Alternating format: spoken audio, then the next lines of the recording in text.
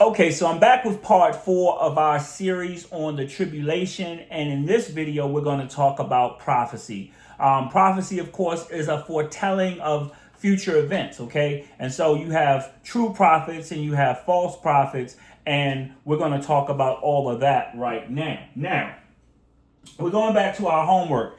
In the homework, which was in video number 1, which was the introduction, I said, check out chapter 11 of Hebrews, where they talk about faith. And they're given just a litany list of the different prophets and how the prophets, in fact, had to have faith that the things that God said were going to happen would, in fact, happen. And some of the things that they talked about did not even happen in those prophets' lifetimes. Okay, Noah is famous for having built the ark, and he was building that ark for generations. And so people who were alive in the first generation that he started building the ark, by the time you get to the third generation, those people are certainly not going to trust that any rain is going to come from the sky, especially in a world where it didn't rain. Okay, and so let's talk about prophecy and see if we can gain a better understanding, because again, like I said, the goal of this video, or the goal of this video series, is to give us a more informed understanding of what we're dealing with so that we can make better choices, and that some of us can make the best choice as it relates to these end times that are in fact on our doorstep. Okay, I'm going to start with a story, okay? Let's say you get a call. You get a call from a friend, and the friend knows that you leave out of the house at 8:45 in the morning because you got to make it to work by 9:30 a.m. And so you're rushing to the door, and you get a call from this friend, and this friend says, "Hey, I don't have time to tell you why, but do not go outside. Do not step outside your door." Now, there are different ways that people respond to it, and this will help us understand, how people are. The first kind of person trusts what the friend says, okay? And they're saying, this is a trusted source, and I'm going to trust what this friend says, and I'm not going to go outside. The first type of person who trusts it could say that the cost of this trust is low, meaning that the cost of doing what I've been told to do is so low that I need to just do it without even questioning it, because it's not going to cost me too much, or it's not going to cost me anything.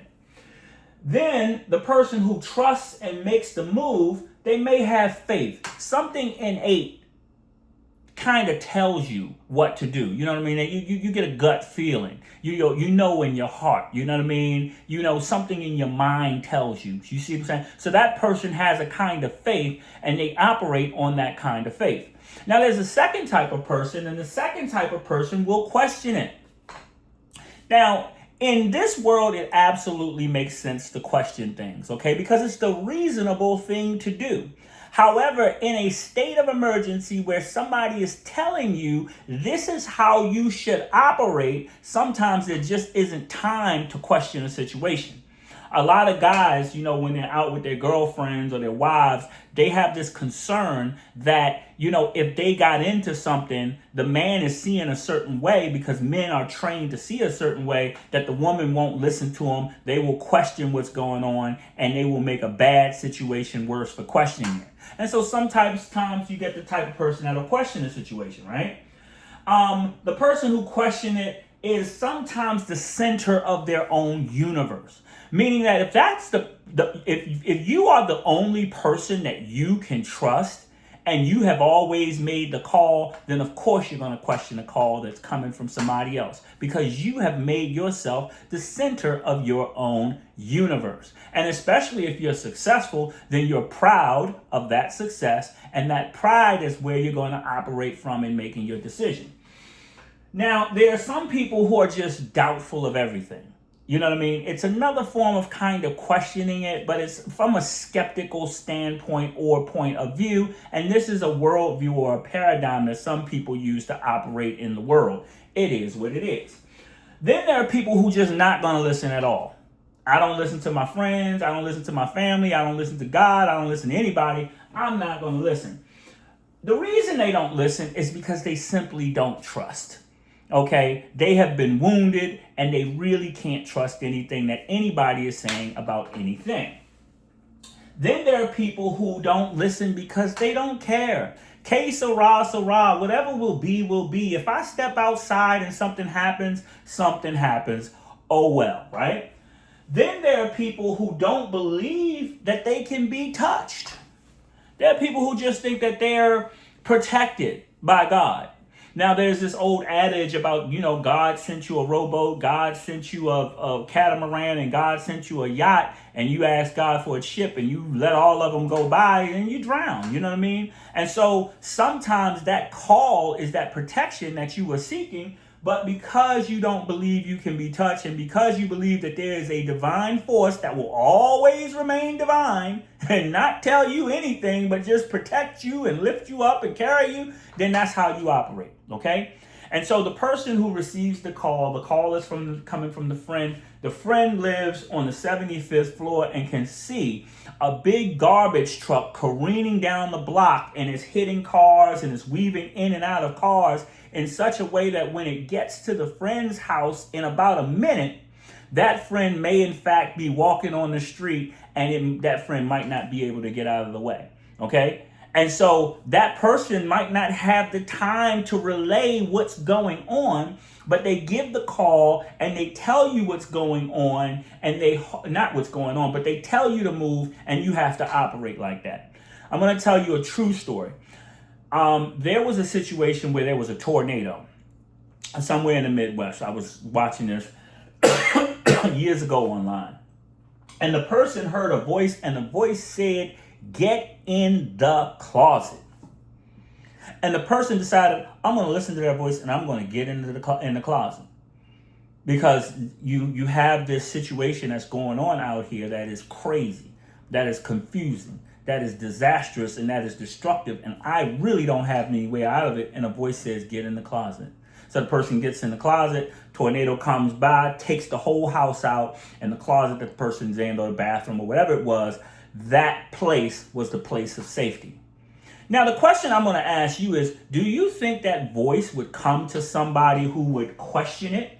Or do you think that voice would even come to somebody who does not listen in the first place? Because the voice, I'm just assuming, would know that that's the type of person who will trust a voice enough to save their life, and not somebody who's going to doubt the whole situation and end up in a situation where they're going to perish anyway, okay?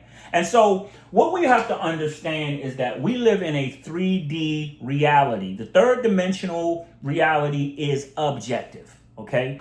The divine world, okay, which is the fourth dimension, okay, which is the Nephilim, which is the demons, which is the quote-unquote gods and demigods. It's a subjective reality. And so that's why we say spirituality is subjective. And that's why each person can take unto themselves their own type of spirituality, and it can be the truth as it is known to them.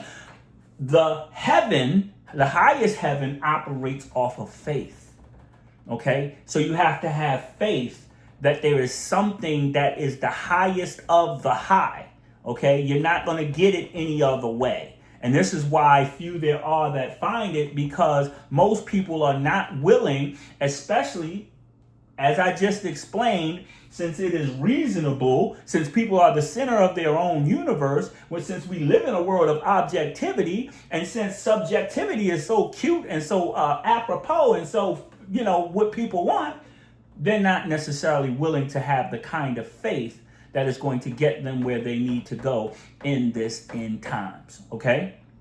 And so God has always sent the prophet, but he said, hey, only my children are going to know my voice.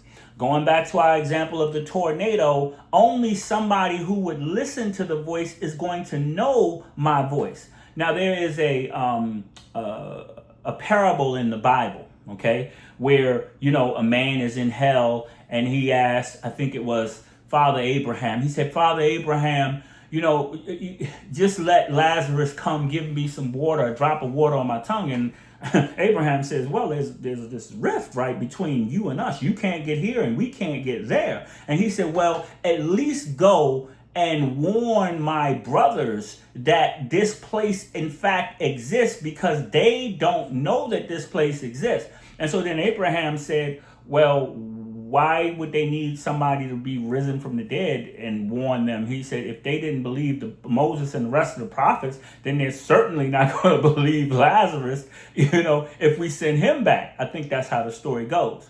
But the truth of the matter is, doubters will never believe because they're wired like that, okay? And Jesus said it like this: you are of your father, the devil, and you're going to just go with him. Like, we're trying to get this message across to you, but the truth of the matter is you're just not going to believe anyway, okay? And so, a few people have been given glimpses, you know what I mean? We know in part, we prophesy in part. We don't see the whole thing, but a few people have been given glimpses so that we could come tell other people who would but choose something better. But you get to be who you want to be. You get to be this divine being that you are, and you get to have a subjective reality where you are at the center of it, you know what I mean? And that's the reality.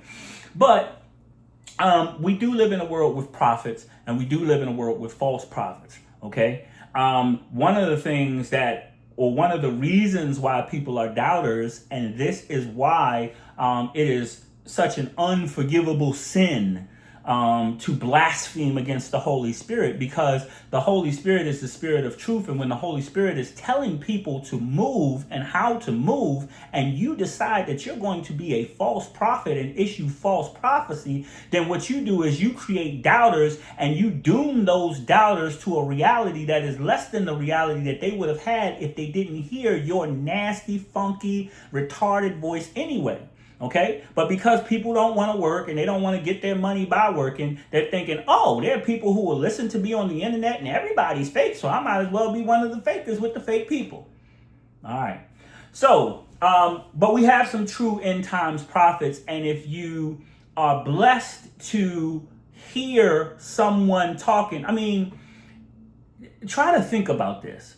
Why would someone who has a successful life, they can watch TV, they can go to the movies, they might have a great job, they might have a wonderful family, they can go vacation. Why would they choose to drop a lot of that and pick up a message from on high unless that message is really coming from on high?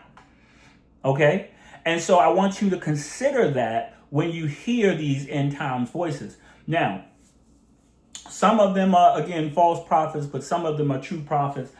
One of the true prophets, I believe, and I just want to go on record as saying, I believe that Prophetess Celestial is a prophet. Now, in the Bible, they ask Jesus, who are you? They said, are you Elijah returned? Are you, the prophet? Now, one of the reasons why they asked, are you the prophet? And, the answer was no. But are you the prophet is because there is an end times prophet that was predicted to come that actually talks to God and talks to God on a regular basis. And God tells this person, this end times individual, exactly what is going to happen. Okay. And Prophetess Celestial is a lawyer. She doesn't necessarily need money. So she's not on there for money. She doesn't need the accolades. You can see that she doesn't want the accolades. She doesn't want this public, space. She doesn't want to be in the public, right? And yet she's there. And then when her 7 years of talking was up, and of course, I'm sure God would have some messages that she's going to reveal, but she shut up and she gone back to living her life. That's how you can tell a true prophet versus somebody who's just grifting on the internet. 7 years is up. God told me to say some things. I didn't really want to say the things. I didn't want to see the things, but this is God. God is God, and I got to do the work of God. So that's what I did, okay? So I'm going to talk about 3 of the major things that she talked about. One of the things that I always say is that if you're Christian, this is easy. All you got to do is go listen to the prophecies of Prophetess Celestial. You already have a head start, and you can go do this. This channel is for the spiritual people. This channel is for the secular people. This channel is for the, ne'er-do-well religious people who just, kind of neophytes, kind of like, I watch a video here and there. This channel is for those people to bring people into an understanding of some of these things in a very quick and fast way. Because as this stuff starts to happen, Jesus had a parable of the virgins with the lamps. You know what I mean? You won't be able to go get any oil when this stuff starts to happen, because people are going to have to, whoa, I got to get myself together. Okay. And then you'll be knee deep in it, in the tribulation, and all you will have is reminders of what you should have done, and you'll have the possibility to maybe on the other side of the tribulation join those who listened early on. Okay. And so 3 of the end times prophecies that she talked about that I just want to mention, they're in the videos on her channel, are a plane crash. A plane is supposed to crash into the Atlantic Ocean and break in half. And Prophetess Celestial said that God said when this happens, things are going to speed up exponentially in our world. Those of us who've been paying attention, we already see that the darkness is encroaching in our world. We see how people are operating. We see how people are moving. In Baltimore, we had a metro bus hit a building. Then we had a bus with some lumber hit a building. Then we had a school bus hit a building. And this is in addition to all the cars that just flip over on a regular basis. All this in the span of a few weeks, okay? And so what we have to understand, and this is something Prophetess Celestial teaches, is that when God starts to lift his hand, his grace that is on the world, that light that comes into the world to balance things out, then things begin to go haywire, things begin to go wrong, people begin to get sick, people begin to get hurt, people begin to make, especially people in power and leadership, begin to make bad decisions, and we see all of that going on right now. Speaking of bad decisions, a notable death is going to be coming of a politician. That's another thing that she said. And then the third thing that she said is this great earthquake. And those things are going to cause our reality to spiral down so fast that it's crazy. Okay. Now, a lot of us have put our stock into what we call this one life that we have. Okay. And because we don't have faith in anything more, or that there is anything more, and because we don't know it to exist, because, you know, we're in the 3D objective reality, the reality of knowing. Okay. And so how can we get to this reality of faith?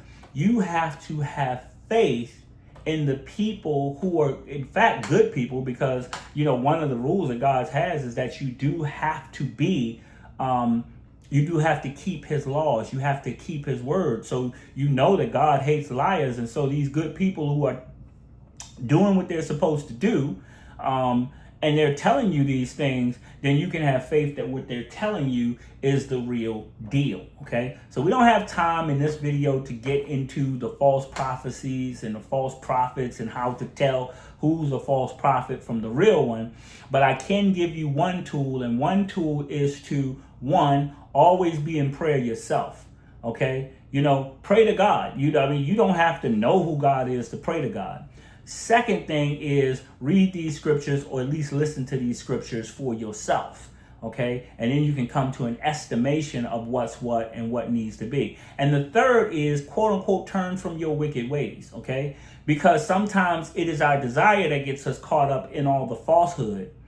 And if we would just turn from those wicked ways, and we would desire to do right and to do good for goodness sake, so to speak, then we wouldn't get caught up in all of the mess. Okay. And so this is it.